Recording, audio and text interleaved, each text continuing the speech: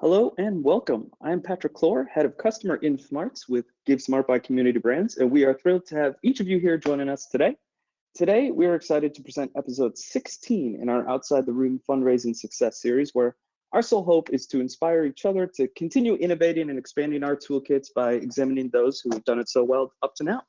And we are joined by the very talented Kaya Nielsen from the Humane Society of Utah, who has given up her time to share their story and some of the awesome things that they've done over this past year. Kaya, thank you so much for joining us today. Thanks so much for having me. And we are also joined by GiveSmart's own Susanna Crawford, community manager here, and Kathy Notango, our content manager, both deeply experienced fundraising consultants who are here to share their insights with us. Susanna and Kathy, thanks to both of you as well. Thanks, happy to be here. Gonna be fun. So a little bit of process and procedure to kick us off here. In the chat, you're gonna see some different resources that we wanted to share with you all, where no matter where you may be in your fundraising journey, we believe can help you accelerate your impact and further the amazing causes that each of you are a part of. And we wanted to start things off with a quick pulse check on how everybody's feeling today.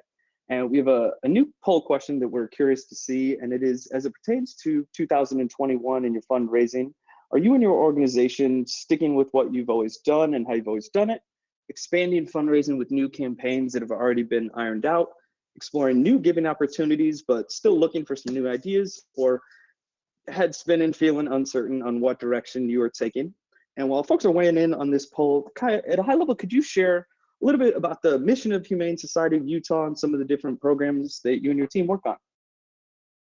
Yeah, absolutely. So the Humane Society of Utah, basically, so our mission, we are dedicated to the elimination of pain, fear, and suffering in all animals. So we work to that end every day.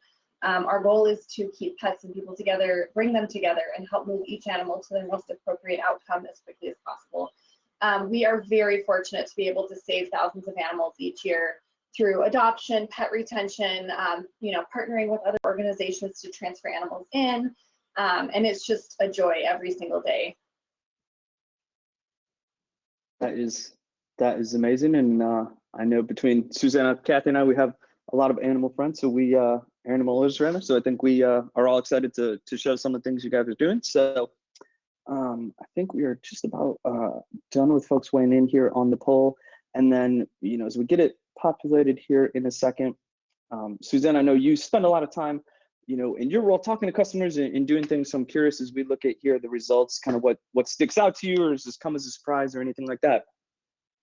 Sure, yeah, this is interesting, Patrick. This is the first time we've asked this question in this setting, but it does go right along the lines of the trends that we've seen of organizations planning for 2021. I did expect that this third option of looking for new opportunities, new ideas, I think we're all kind of in that boat. So interesting to see that, and we hope to inspire and give some information today for everyone and all these options. That is great. So with that, we will kind of jump into things. And today, what we're going to cover is how Kaya and her team turned doppelganging into fundraising revenue, how they were all bark and no bite with the moon in regards to running a hybrid campaign. To squeeze that in, as well as how they went beyond hopes and wishes with their virtual gala to achieve success. And throughout our conversation here today, you can send in as many questions as you want through our chat option. Don't hesitate to do so early and often, as behind the scenes we're aggregating and we'll address either in the moment if it's pertinent or get to at the end. And I know the most common question that we all get is, are we going to send a recording? So to answer that for everybody, we will be sending a recording of today's call, as well as any of the materials that we may cover. It'll be in your inboxes later this afternoon. So if you do have to jump off or something comes up, please don't worry, as we make sure to get that out to you. So to really get things rolling, Susanna, can you start us off by talking through us a little bit more about this Doppelganger contest and how the team turned creativity and fun into fundraising revenue? Yes, absolutely. I am so excited to be able to highlight the Doppelganger voting contest today. We've talked about how this is used for community engagement in a few different places, but today we get to hear from the woman in charge. So I'll just pass it right over. Kaya, can you first start walking us through how this campaign works and why it was so important to the Humane Society of Utah? Yeah, absolutely. So You know, March of last year was very turbulent and people were not really sure what to be feeling or how to be reacting. So as a team here, we were kind of brainstorming ideas of things that we could do to help lighten the mood online and just bring some joy to people. So we had this idea for a doppelganger contest where people could submit photos of their pets and the celebrity that they look like, because I think that we all do that where we think our pets look like a human, or you know, we make those relations. So it was really fun for people to become involved in that way. And it was really fun to see the submissions that we got on our end. Yes, so people submitted these pictures of their animals and the celebrity lookalikes to you. So can you go into a little bit more detail on how you set this up if someone had, you know, questions on how they could do it? Sure. So we decided to start kind of an event on Facebook where we would just advertise, you know, basically with these photos.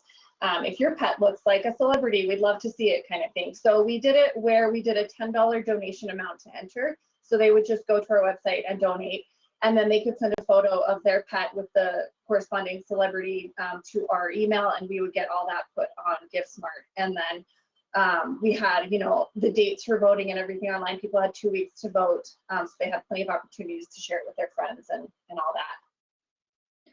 Fantastic. And last question here, were there prizes? What did people win? Yes. Yes, so we did have a little prize package for the winner, you know, some Humane Society swag.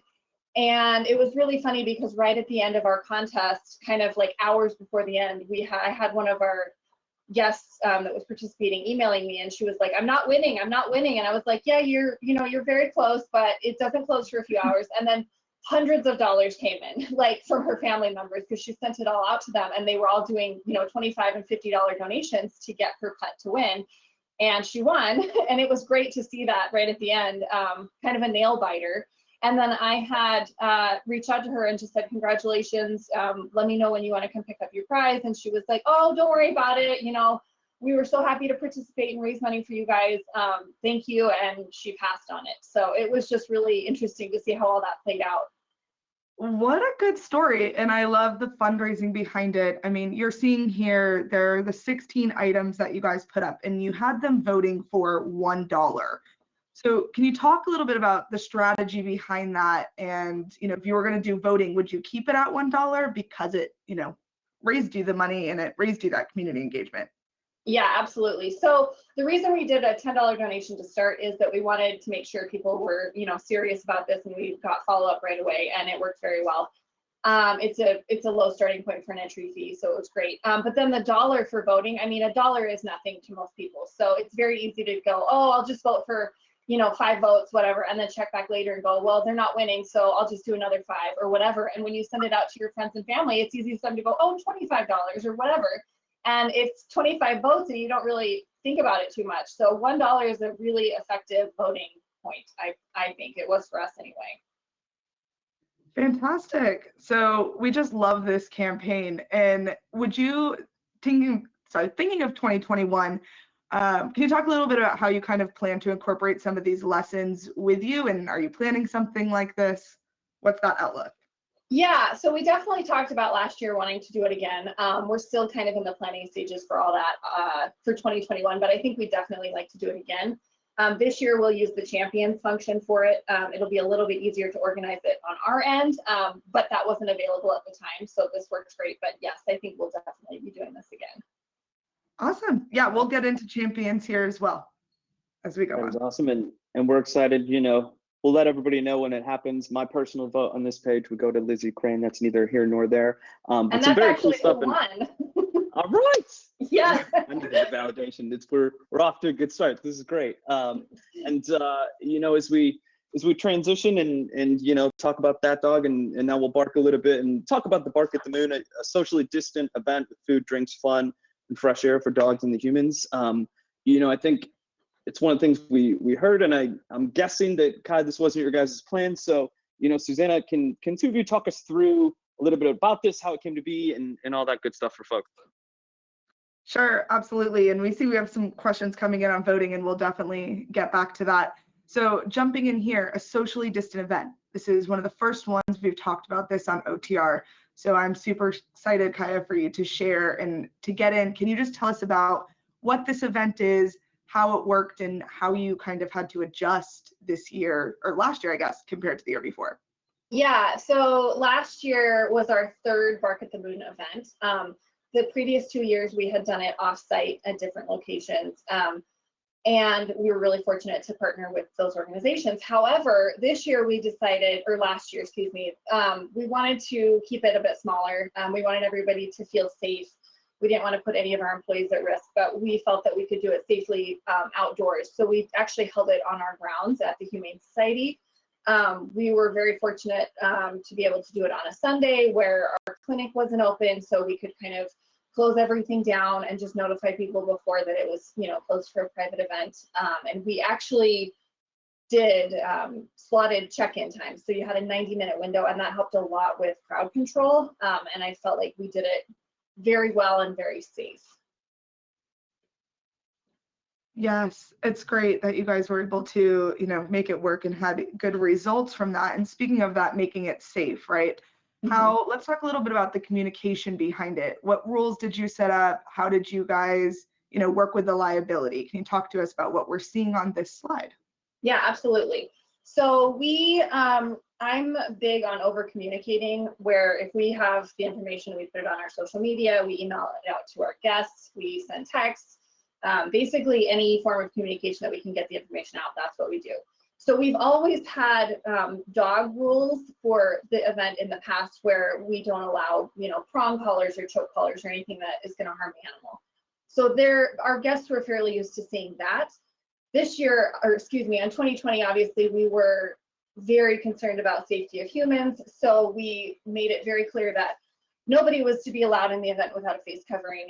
Yes, the event was outside, so we wanted to make sure that people were still comfortable, and we had a designated area where they could go sit and eat and drink and enjoy the food trucks, you know, distanced away from everybody. But we were just very clear in our expectations, and we heard a lot of really good feedback from the guests that they felt safe and glad that we had taken those precautions. That is great to hear. And actually touch on one of the points. We've had a few questions come in because I think a lot of folks, you know, are considering doing a hybrid for the first time potentially here. So the first question, Guy, is kind of, you'd mentioned you guys sent texts out, but as it comes to just communication as a whole, you know, what are some of the different things that the Humane Society does in terms of communication? Is it direct mail, email, SMS, a combination? You know, if you could just talk a little bit about how you guys handle some of the communication and promotion of the event. Sure. So we do a lot of email and a lot of direct mail, not so much for events, but just for general fundraising. And then a lot on our social media. We are really fortunate to have a great social media manager, and she has really built up our following. So on Instagram and Facebook, we get a lot of response to our events there. That is probably where we do most of our event advertising, and then, you know, 1 or 2 email blasts beforehand to the people who are just in our database. Yeah, that is perfect. And then the other question that you kind of alluded to, but in terms of donor reaction to some of the different rules, you know, I'm curious what that was. Did you guys, I can't remember if you said it or not, do you guys have people sign any sort of waiver, release, anything like that? And just curious, you know, people's reactions to some of the different rules that obviously had to be implemented. Yeah, again, people are used to seeing a little bit of an expectation or rules portion on this particular event. So we just did a sort of thing where we outlined everything on our website, on our Give Smart page, that just said, here's the expectations, here's what we will be doing at the event to make sure everybody's safe. And when you purchase the ticket, you're signing the waiver essentially. So by buying a ticket, you agree to the following rules, and if you are not following the rules at the event, we have the right to ask you to leave.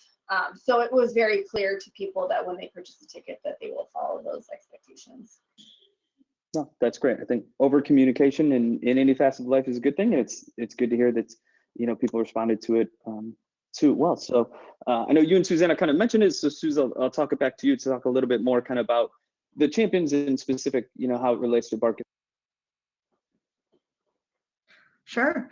Yeah, I mean, we did talk about champions, and if people don't know, the champions feature is available through the GiveSmart subscription and platform, but it's really a peer-to-peer where champions or advocates can go on and create fundraising pages for you. So kind of over to you. How did you guys utilize this, and what kind of was the response that you got? I know you said you'll use it again, so. Yeah, I was pestering our poor GiveSmart rep weeks before the event and just saying, we need champions. I know it's in, it's in testing, but if we can get it, that'd be great. And everybody was so great we were, I think, one of the first people that used it. So there are definitely things that we learned that we will do differently next time. We did to start your champions page, we asked for a $100 donation to start that page because we were a little bit afraid of getting too many and we weren't sure if we were going to have champions, and we weren't sure that we were going to have the time to maintain that page on our end. So we did that. I don't think we'll do that again, but we did have some good response. We had some donors who signed up, and then we also, we always say share with family and friends. We always tell employees to share with their family and friends, and we had some great response there from employees or friends of employees who signed up to be a champion and ended up fundraising quite a bit for us. Fantastic. Yeah, I know that this raised, I saw that raised half of the amount of the total campaign. So that's awesome. Yes. Great. And it actually kind of follow up on one of the comments you just made there to make sure I heard it correctly. So you said that employees of the organization kind of they shared it with their family and friends, and then those individuals they shared it to actually ended up becoming champions. Is that correct? Yeah, so we offered it to our employees. We said, it's $100 for the general public. However, we'd like to offer it to you to just start the fundraising page and share it. And one of our employees is actually our top fundraiser because she shared it, almost daily on her Facebook. And so that was really exciting to see. Obviously, we had some others that were big fundraisers, and part of the draw with this that we advertised was that we were really fortunate to one of our partners and sponsors, Yesco Billboards, offered it to us where we could put our top 3 fundraisers on a billboard. So that was kind of the draw to be a top fundraiser, and that was really exciting to see people get competitive over that. That is very cool across the board, and yeah, I think a great way of leveraging it. Very cool. So with that, we've barked. Now we'll wag a little bit. So personally, I view pivot as the unofficial word of the year for 2020, and I think Kai and the team did an amazing job of making their pivot. So Susanna, can you guys again just talk us through this virtual and experience and kind of some of the different things that stick out? Absolutely. So we'll start by just can you just walk us through, how you kind of created this event, what it got to, and just the elements that it took? Yes, so this event, we were really, really excited. It's our 60th anniversary. It was our 8th gala. We were really, really excited. We had started planning it back in, 14 months before the event. We were supposed to have it in May. We ended up pushing back to August and then again into December, but we were able to take some really great photos in February of last year and kind of get all that marketing material wrapped up before everything happened in March. So we definitely wanted to go with the 60s theme, being that we had been open for 60 years and we opened in 1960. It just seemed very appropriate. So that was a great starting point for the marketing and photos and everything like that. Great. And talk a little bit about how you started to plan that event. So like learning from others, and did you ended up hiring kind of that company? Tell us a little bit about how you got started into the experience. Yeah, so again, we were originally planning to host it in May. Obviously, we became aware very quickly that was not going to be a possibility, so we pushed it back to August, thinking maybe we could do sort of a hybrid event, see where we were at in August, and that did not play out well. So when we decided to go totally virtual in December, we did a lot of research into, what other people are doing virtually, what is going to be the best for our donor base, and ended up reaching out and finding some options for a production company that can help us with the whole transition into a virtual event. We ended up hiring Ian from Ian Lindsay Live, and I'm so grateful we did. He helped through the whole process. He was not only the production company, he was the auctioneer, he was the host of the whole event, the MC. So that was something that I'm really thankful we did for our first virtual event, because I don't think we would have raised what we did without him. Sure, yeah, that's great, a great testimony there. And tell us a little bit about what we're seeing on the page, because this event, I mean, we could talk about it for hours. You had everything. So tell us a little bit about what you did with the goodie bags and the tickets and the cocktails, and what are we seeing on here? Yeah, so we obviously wanted to create a really fun, night for people. People kind of had Zoom fatigue, and we wanted to make sure that they felt appreciated for supporting our event and our cause. So we partnered with our local, we had a caterer who was very kind and helped sponsor the event. We put together some really fun little goodie bags with their, we called it the gala in a bag. So they had their dinner and they had their little mixer kit, which is from Beehive Distilling, which is what you're seeing on the screen. And then with that, we had the owners of Beehive Distilling create a cocktail for the event. They put together the mixer kit, we put that in the bag, and then the day of, actually 3 days before the event, we sent out this video so they could learn how to make it, make sure they have everything. We can't send alcohol home, so they had to go buy their own alcohol. But then they knew how to mix their cocktail, and then we also opened up the event with the cocktail mixer video. So that was really fun to be able to send something home with them that they could feel like they were still enjoying the gala, but they could do it in sweats at home. Yeah, so fun, sweats at awesome. home with an experience, right? Okay. So moving into sponsorships, we talk about this a lot, get a lot of questions here. And you had a fun story about how you kept these relationships going. So I'll let you take over. Can you talk to us more about what are we seeing here and how did it get to the point? Yeah, so at our event, we normally do a little puppy lounge where we have, several different litters of puppies that we've got in that are just getting ready to be adopted, and people can pay extra to go hang out with puppies for 15 minutes, because who doesn't want that? So this year, obviously, we could not offer that, but we kind of came to the idea that we can still show puppies and kittens, and normally we wouldn't have cats at the event, so this was a great way to incorporate both.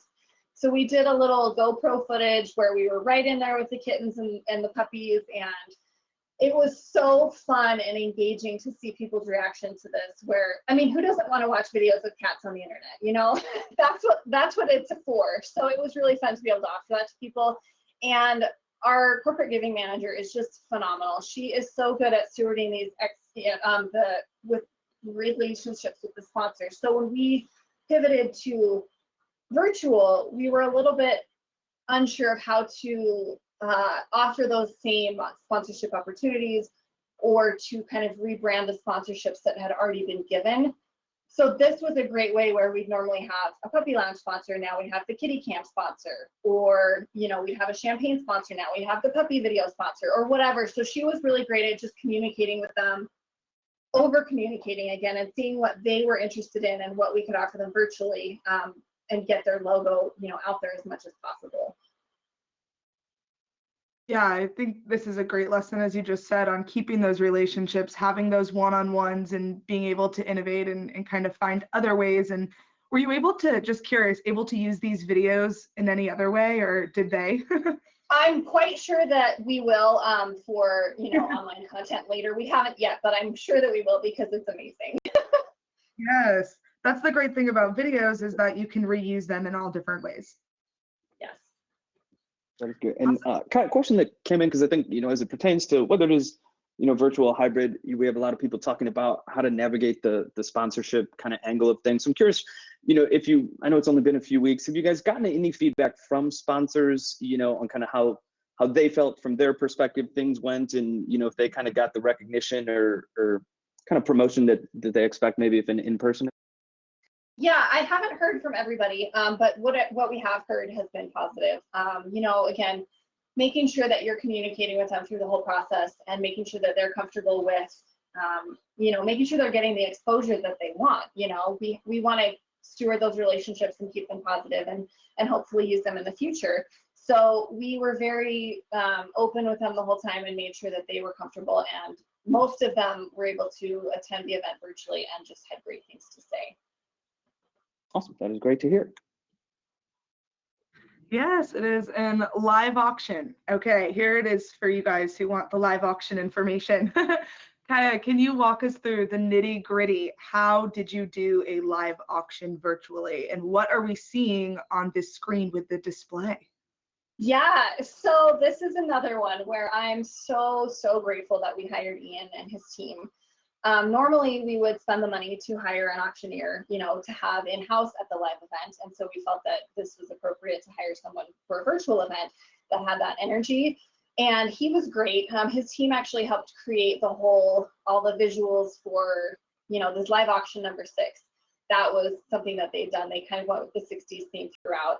And he was able to, people can bid right from their phone. So he's able to kind of keep that energy up. He's doing 2 or 3 items at a time and calling out donors on the screen. Their names are popping up. Everybody's engaged in the chat. It was very exciting. And I can even say for myself, I wasn't completely expecting that level of excitement that he was able to bring. But the live auction was great. It was so much fun to have everybody feel like they were in the same room for just a minute with that. Sure, and you touched on 2 things I want to ask you to expand around, is the chat feature you just said, and then as well that people were bidding on their phone. So can you talk a little bit about the back end and your team on the back end, what that looked like? Yeah, so Ian had suggested that we do this on YouTube. So they ran all that, the live show, and I say live loosely. If you have the opportunity to go look, it's on our YouTube. youtube.com/UtahHumane. It's a really fun event. But most of the interviews that we did were pre-recorded so that we could make sure that we did not have any issues and that we were able to keep to a very tight time slot.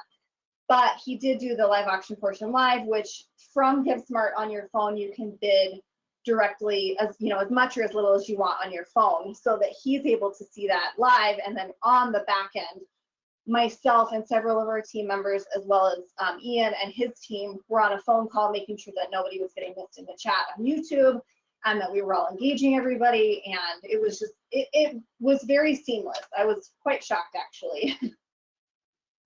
Wonderful. And I love that you guys were able to take that display and make it part of the video as well. Mm-hmm. Very cool.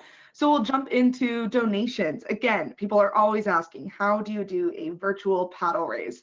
But before we jump into that, this paddle that he's holding with the little kitty emoji, can you give us more detail here? Yes, so he does these little games throughout his live events. So this was the emoji game. So as a team, we decided, well, obviously we need to do the animal emojis. So we did a cat, a dog, a bunny, and a hedgehog. And he had them all printed out on these little paddles. So he explained the game at first, people watch for that, and then with the first person or the third person or whatever it is to type that correct emoji in the chat is entered into a contest to win a prize. So he would just randomly hold these up throughout the event. So people were really paying attention to what he was saying and doing because they wanted to be entered in these contests. So we did a couple drawings where we pull a name each time the correct emoji was used, and we would enter them into a drawing for later. But it was just so fun because people would get so competitive for this aspect, and it was so engaging in the chat, and nobody really stopped participating. That was what was really fun about it. Yes, I love this idea. Keeping people engaged is, a big challenge right now. So using a game, emojis, something simple like that keeps their attention. And we'll dive right into the actual paddle raise. So can you walk us through how this worked kind of step by step from the auctioneer standpoint, from your standpoint, as well as from the donor's standpoint? Yes, so it was great. We wanted to do the thermometer type aspect where, you hit your fundraising goal, but we decided to use our logo instead because that's a little bit more engaging. And then the part I love is that when you enter your donation on GiveSmart, your name pops up on the screen.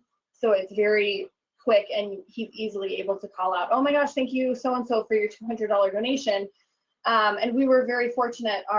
The president of our board did a match during the live auction. So that was fun to see that come in, and then people, participating to match that, whether it was a $50 donation or a $1,000 donation. And it was just very lively. He was calling out names as they were coming up. And of course, people want their name to cancel out the person before them. So people were pretty active in that whole process. Very cool. Okay. Very cool. I'll give you guys a lot of credit for the theme and the branding. I think in both the campaigns, you know, we've looked at here, I think as we see with the paddle and just different things, I think he's did a lot of work in the little details and stuff like that. So just again, kudos to you guys. Thank you. Absolutely. I mean, huge, right? Round of applause, throwing it out there. But on that note, you mentioned when we were talking earlier about how you guys did a run through the day before of your run of show. And you know, we would do that in person, right? In an in-person gala. So can you talk about like, how would you do a run through virtually? How did that work? Yeah, so we created a separate event on the back end of GiveSmart so that we could run through the entire run of show with Ian's team and with our team here. And then that way we had everybody who would be participating in the live show. All of our employees were logged on and participating just as if they were donors at the event, so that we could go through making sure that the YouTube chat was working correctly, making sure that all of our slides were in order, that our numbers were correct, things like that, that the live auction was in the order we wanted, so on and so forth. So it took a little bit longer than the actual run of show because we were working through those those kinks and making sure that everything was ironed out and as it needed to be. But it was definitely worth the time to do that dry run the day before. Sure. Yeah, I think that's a really valuable experience to share here. And what you're seeing at the bottom of this screen too is we added how you added the video back into your campaign after to continue to engage people, which is so interesting. And so just a shout out that we will put this campaign into the chat. So if you want to see this event, if you want to look at that and how they're continuing to engage people, definitely check that out. But then we'll kind of end here, Kaya, with just a question on 2021. I know, you did these 3 events. You guys also did a Giving Tuesday on GiveSmart. You did your end of year campaign. What's kind of your 2021 looking like? How have you guys kind of set your stage up? We definitely are being cautious. We've talked about lots of different scenarios and planning for virtual until otherwise it's safe to do an in-person. But quite honestly, I think even when we're able to do an in-person gala, for example, we will be doing a hybrid. We had so many guests that said that they loved attending from home. Some people just don't want to get dressed up and go socialize. I totally understand that. And they are able to give us their money in the comfort of their home. And so obviously we want to make that a priority. And especially with the live bidding feature, people are, even if they're not there, they're able to still participate as actively and as live as possible. So I think that we will definitely be going forward with some sort of a hybrid event. Fantastic. We'll have to have you back on to talk about how that one goes as well. Yes. Fantastic. That is awesome. And Kai, if I can't remember if it was this campaign or the other one, but I know one of the questions we get a lot of, and there's been a few in this area, is talking about kind of the audience and do I invite everybody? Do I let everyone see the virtual stream? Do I charge a ticket? Can you talk through how you guys kind of handled bidders versus ticket purchasers and how was it everybody could participate? Did you restrict it or kind of how did that get structured?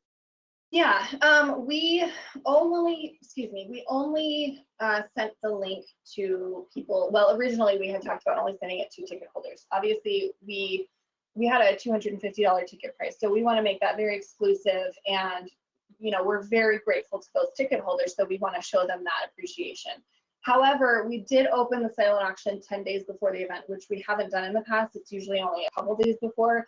And we had just a great response to that. Some of the items were, they did buy it now within 2 hours of the auction opening. So we had a lot of response from that. And then anybody that was participating and bidding actively in the silent auction, we also sent that link to them.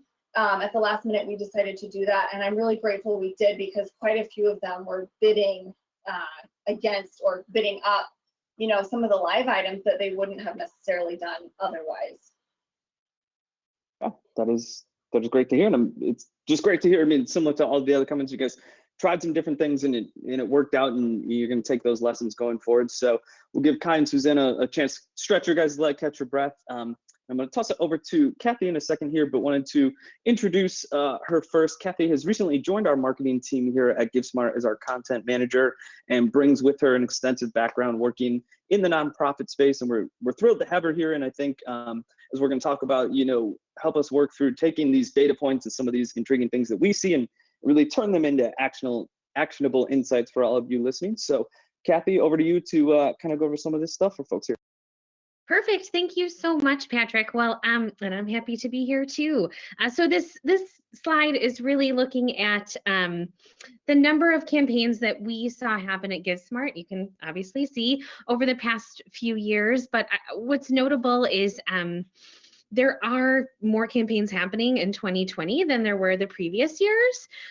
And to Kaya's credit, she's one of those customers who is using us 5 or more times a year. And you can see that's a fairly small percentage of overall customer base, but it's growing. And something that we find or we hear a lot, and we know, and I experienced, was that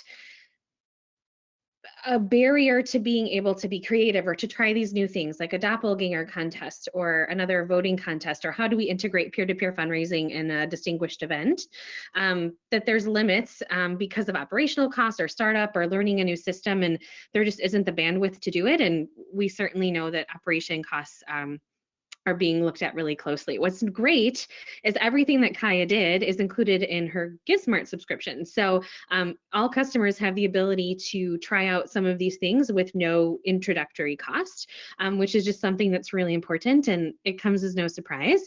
This isn't featured here that more campaigns has equaled more revenue and more touch points. Obviously not being in person and that Zoom fatigue Kaya had mentioned, we're limited in engagement opportunities. So being able to do additional campaigns, fun and silly, creative, however it looks, is just a real big benefit. We have heard quite a bit to donors and to volunteers. That's great. No, this next one, we talked a little bit about social media earlier, so I'm curious to kind of dive into this part a little bit and build on. Absolutely. So just to do a little bit of learning, these are obviously two tables, and that one on the far left talks about users. So that is an individual. So Patrick, Susanna, Kaya are 3 users, and sessions is how many times those users went to the campaign site. So if Patrick was super eager and went 8 times and Kaya and Susanna only went once each, that's 10 sessions for 3 users. And so something else we hear time and again, and I definitely can relate to, is that marketing plan and strategy for 2020 definitely got scrapped and often takes a back seat, and there's limited resources there. So this is all from Google Analytics. And we just wanted to share, how are people finding the campaign sites? How are people getting to be able to donate to your organization? And this is GiveSmart customers in a full snapshot. And just so you know that you have access to this information via Google Analytics with your GiveSmart subscription for your own campaigns. So that's just something worth noting. But Kaya had kind of talked about how they use champion fundraisers. That LinkedIn data definitely came from that experience, and where we're hearing or what we're seeing is that some champion fundraisers kind of doing that peer-to-peer for a distinguished event or a gala are board members, and so they're kind of communicating to their networks via LinkedIn. And obviously all of these are, free opportunities or opportunities that you probably already have the startup done. It's just a matter of kind of utilizing them. So as you can see, there's some things that benefit more than others. And obviously YouTube was a big one because live streams were very popular this year. And then lastly, are people still giving? That poll at the beginning was interesting to me because it was, everyone's in this place of 2020 was an upheaval. We kind of put some stuff together, and now we're in a place that we are entering our 2nd year of virtual giving. But what does it look like? Well, we have a hybrid event. Can we do a safe outside event like the Humane Society of Utah? What does it look like? And there is still definitely some uncertainty. But what we learned or what we see from 2020 is that while the number of maybe bids fell a little bit because there were fewer items, to bid on. No sports, no theater.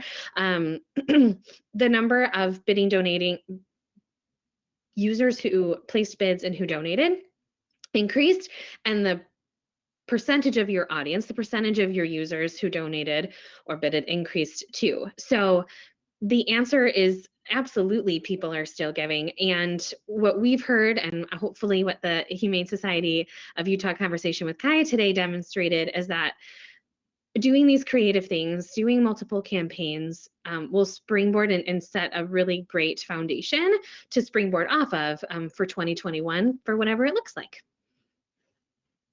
That is awesome information across the board, and especially seeing that, the last two slides in particular just went through, Kathy, of seeing there's more people. It's one thing to get the people, it's another for those people to do stuff. So it's an awesome job of tying it together. So in just a second, we're going to open up for question and answers, but a quick reminder about our upcoming webinars here.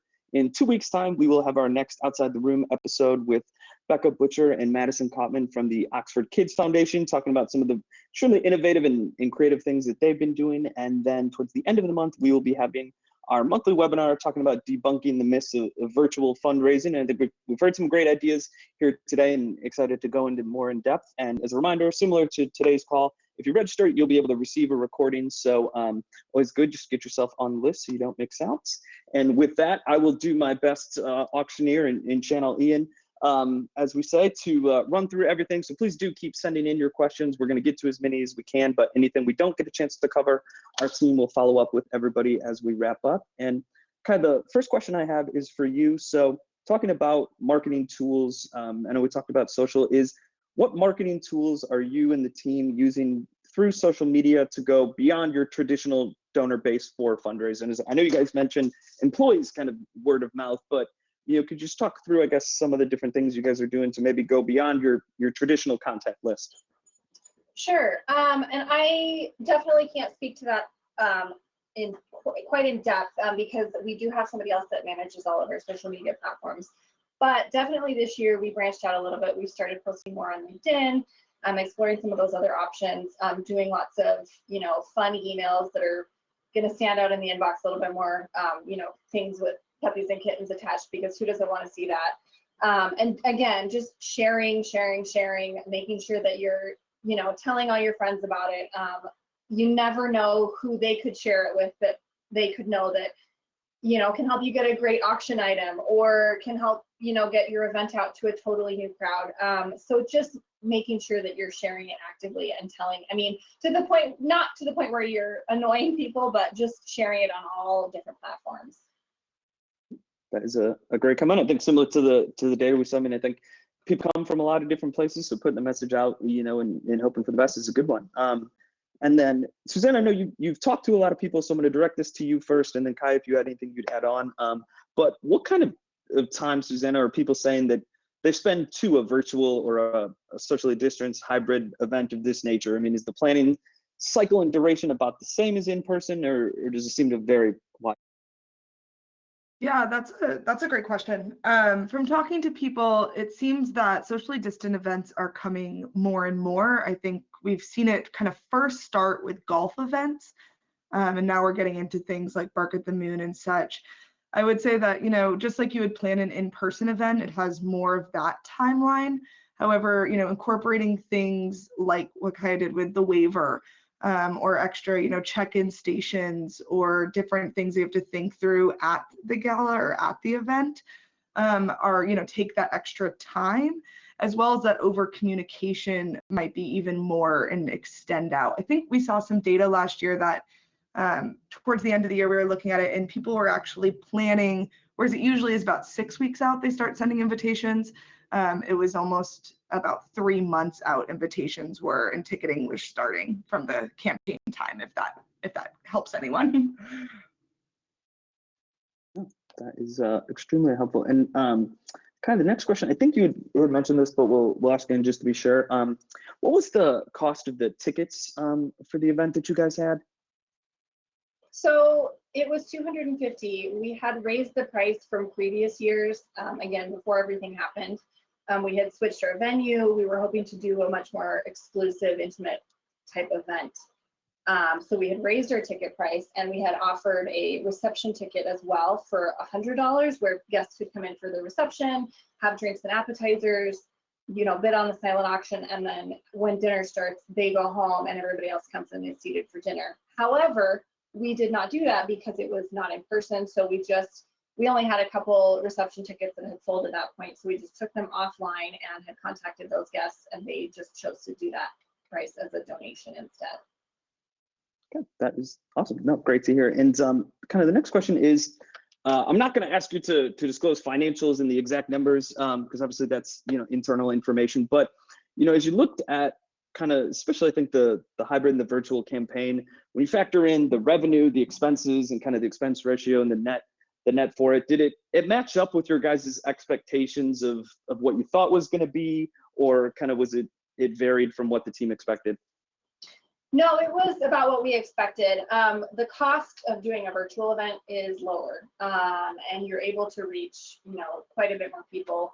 However, being that we had a ticket price, we still had about as many as we were expecting for the live event. So we were really grateful in that regard. But yeah, a virtual event costs less.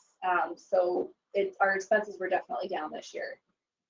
Okay, no, great to hear. And then give you a quick moment to breathe there. Susanna, next question for you is, you know, wondering from other organizations, does it seem like people are planning exclusively virtual, hybrid, in person? You know, I think especially for the first half of the year here, kind of what sense do you get from all the people you're speaking with on a daily basis in terms of what kind of that breakout looks like? Yeah, that's a great question. Talked to a lot of people planning their 2021, and got distracted in 2021, and it definitely seems like there's a mix.